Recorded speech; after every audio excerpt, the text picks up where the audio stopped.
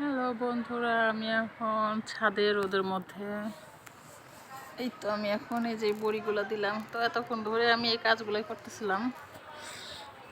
তো আপনাদেরকে এই যে দেখাই, রোদে আমি কিন্তু কিছু দেখতে পাচ্ছি না। আপনারা কতটুকু দেখতে পাচ্ছেন জানি না।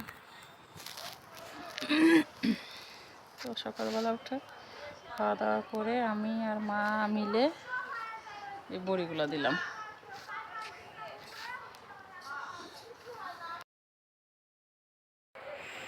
আজকে যে বড়ি দিলাম, এই যে এতক্ষণ আমি বড়ি দিচ্ছিলাম। তো দেখেন, মোটামুটি 2.5 কেজি ডালের হবে। তো এতক্ষণ ধরে এই কাজগুলোই আমি করছিলাম।